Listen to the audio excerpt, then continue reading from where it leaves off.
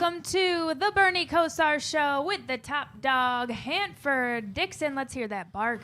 How we doing, guys? Good to have you. Hey, awesome day to be with you today, Gab, top dog. Hey, BK, I want you and Gab to know that I am getting ready right now for tonight. As you both know, the Cavs are in a tight series right now with the New York Knicks, and it's in New York. And BK, maybe they need some help, so I'm just tightening up my skills, getting ready to go. Top dog, you got a couple of three-pointers in you tonight? Well, you know what? Let me tell you guys a short story before we get going. Talking about basketball, I played, obviously football was my sport. I was a little afraid to play baseball and basketball, and I was the type of guy, I was so quick. Afraid to play baseball, but you played football. You know what? Because baseball, you couldn't guarantee me that damn ball was going to curve. I couldn't stay in there. But in basketball, what I would do, I was so quick, I would steal the ball, but I was hoping that I had a trailer behind me, a player, so I can give the ball to him, because I was always afraid that I would miss the damn layup. Can you believe that? Well, we got to break it. Yeah. But I'm ready to go tonight. The Cavs are going. Go Cavs. Go Cavs. We got to get our guy Booby Gibson here to give us his expertise on this. Yeah. Huh? Yeah, we got the Cavs are going hopefully for another couple months here as we go towards our championship here. We got draft coming up next week. And how crazy is Cleveland? I mean, obviously, we got the Indians that have started, and Guardians. I keep saying the Indians, the Guardians. And what's so crazy is this weather is just crazy. One day it's hot, and the next day is cold. But speaking of the draft, I will going down to KC. I will be in KC, so maybe we have the representation for the show. Shoot some stuff for the show down there, Gab. So we're represented down there. Let's go. Hey, guys, we have a pretty special guest in studio today. What do you think? Introduce him after this break? You got it. I think so. Kind of honored here to keep a Northeastern zone here in the house, in studio. All right, we'll be back right after this. Just kidding, I lost my mouse. Mm-hmm.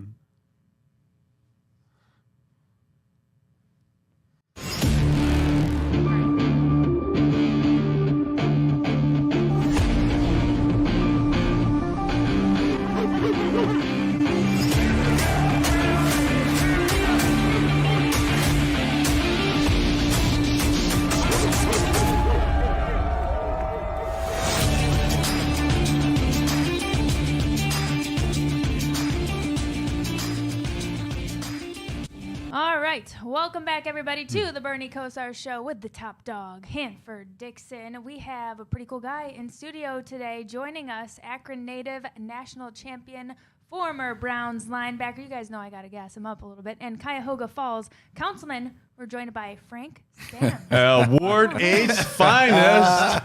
Akron St. Vincent St. Mary's. What an awesome honor.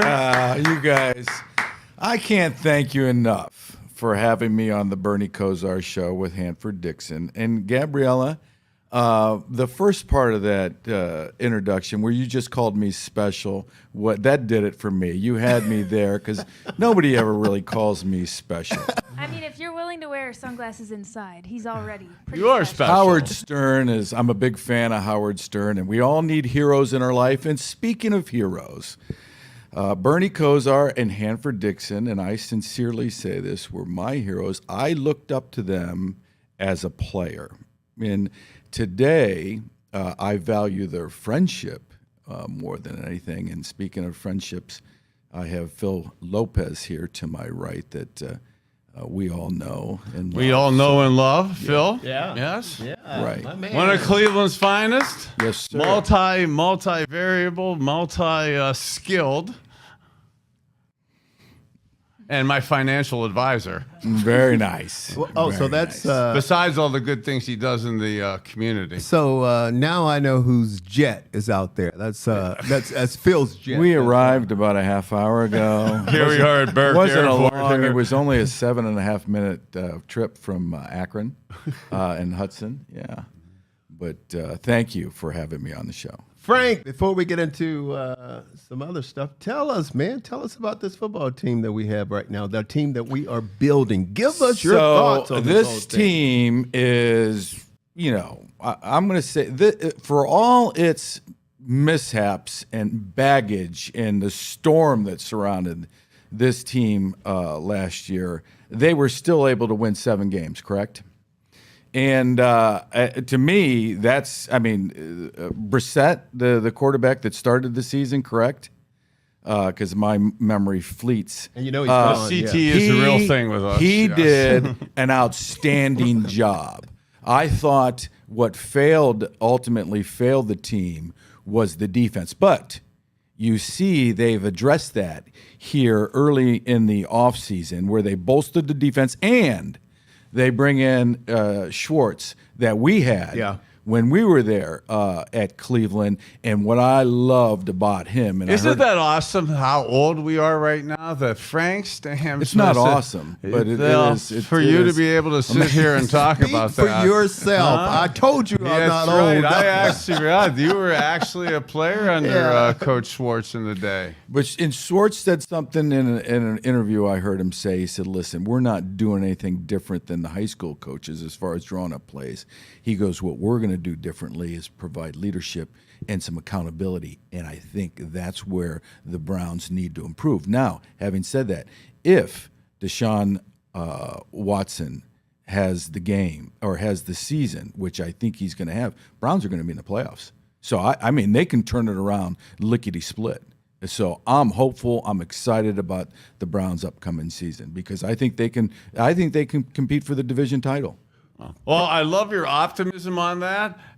As a guy here from Northeastern Ohio and a guy who grew up in Youngstown and so aspired to go to actually Notre Dame and play football, I wasn't recruited by them, wasn't offered a scholarship.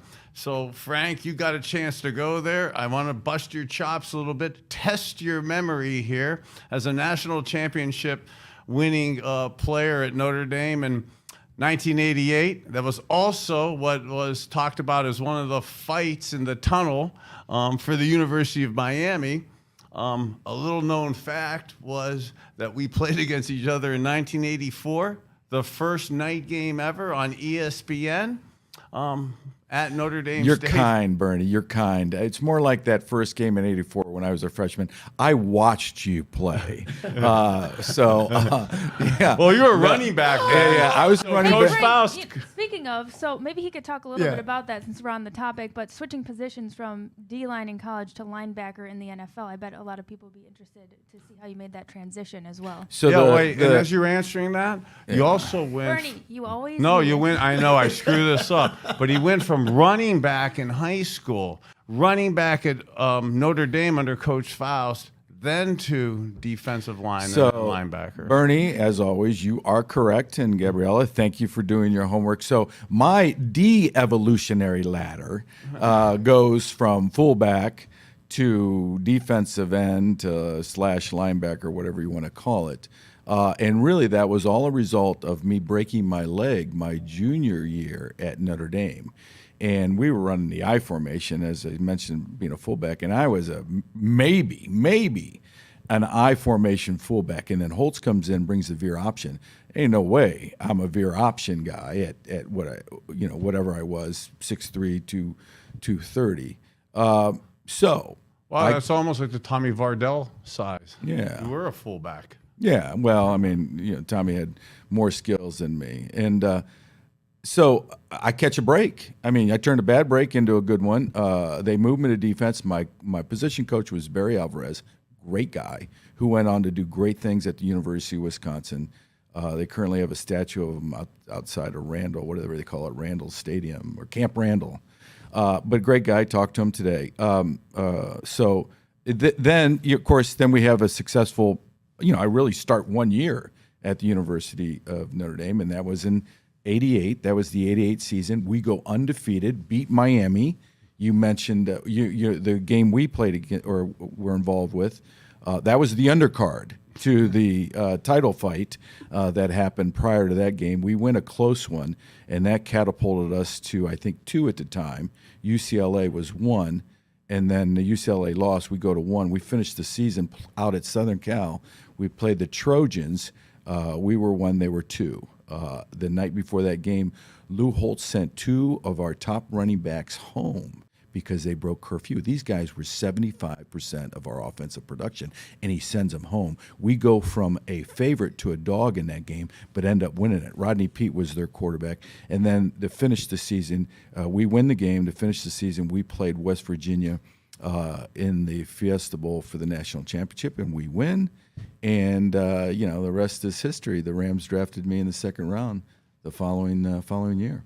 45th pick?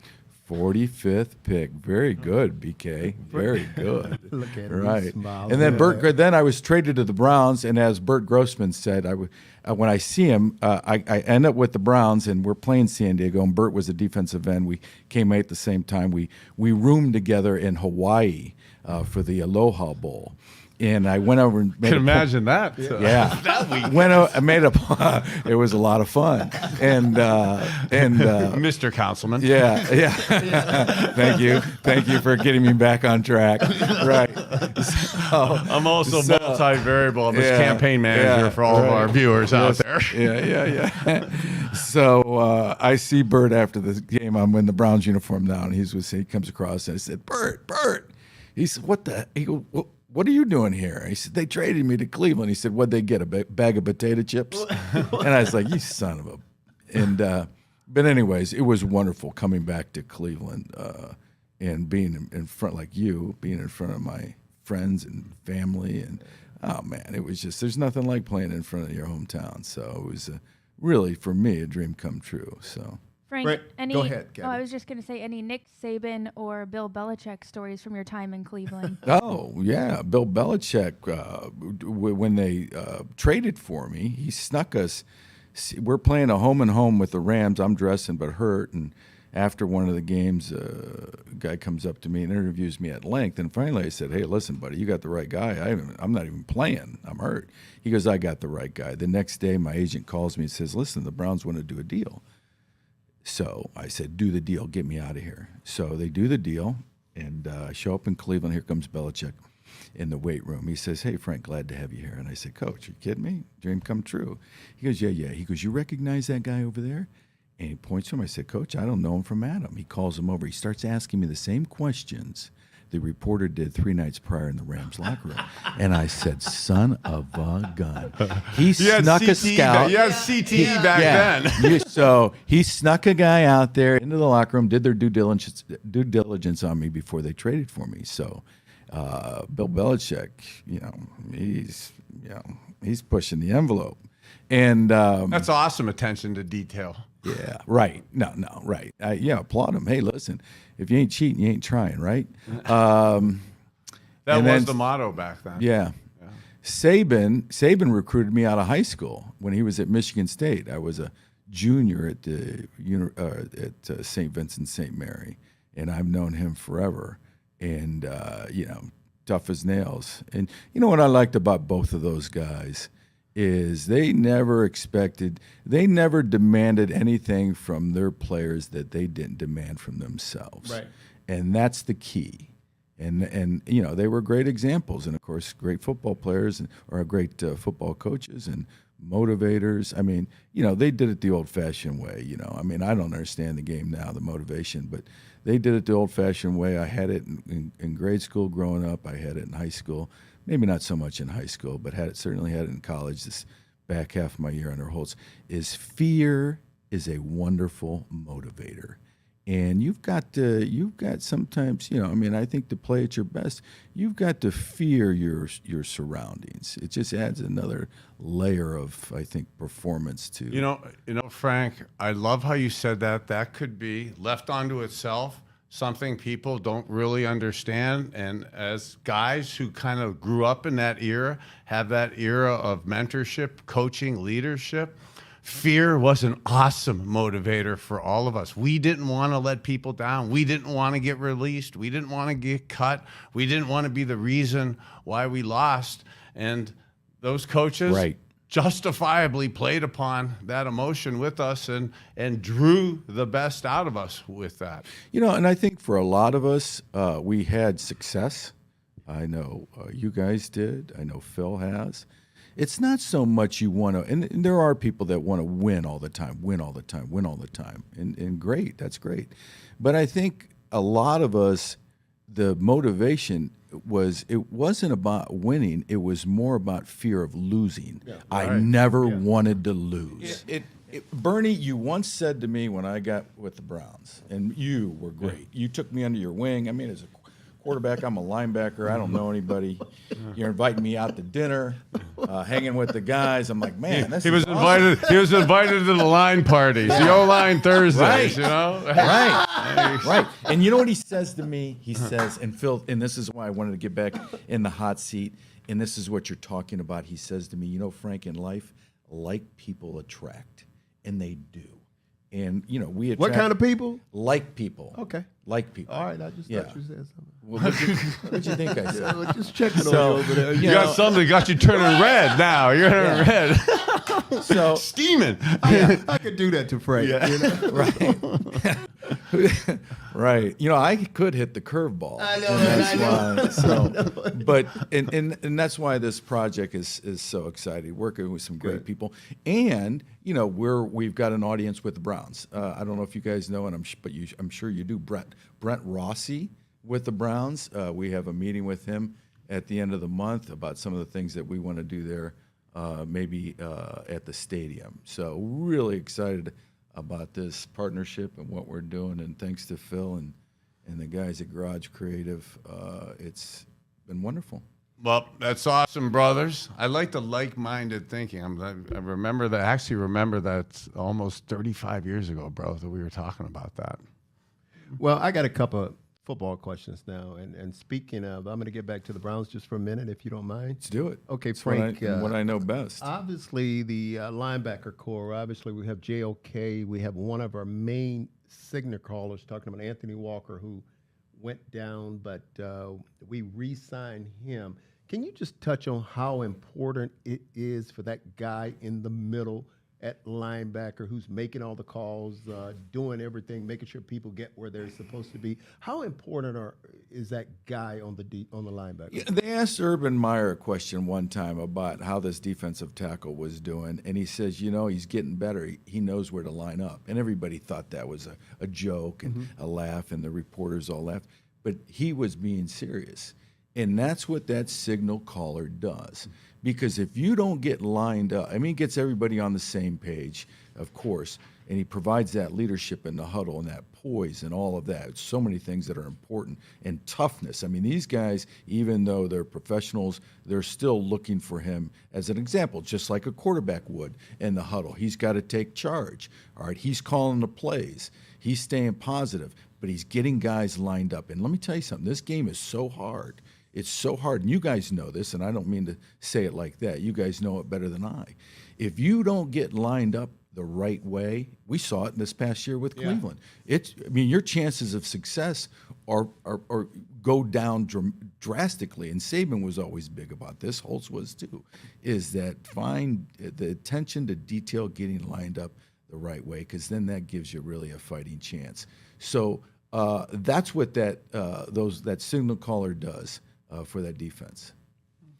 Bernie? Well, I got to tell you, the getting lined up, as we're wrapping up the show here, getting lined up to your point or Urban Meyer's point of it being so simplistic or taken for granted, it actually isn't. And I so concur with you. You end up thinking too much. People that aren't lined up right, then in turn are not confident in what they're doing and can't let their athleticism take advantage of it during the play and end up not being productive. So here's the core principle of knowing, and I could see these guys yelling at us right now, know what you're doing, with a few F-bombs added into that.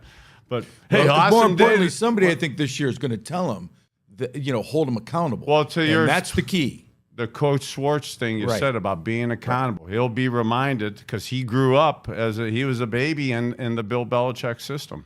Well, let me say this real quick. We got the draft again, as we talked about, that's coming up. Guys, we don't draft, obviously, until the 74th pick unless we do something to move up. I think we have a total of 8 picks overall in the draft, and that's coming up in Kansas City. I think it starts Thursday. Is that correct? Yes, I hear we're going to have a representative down there. We will have a representative in the house. Kansas City bound. BK, another good show. Love you, my man. You matter. Go Browns.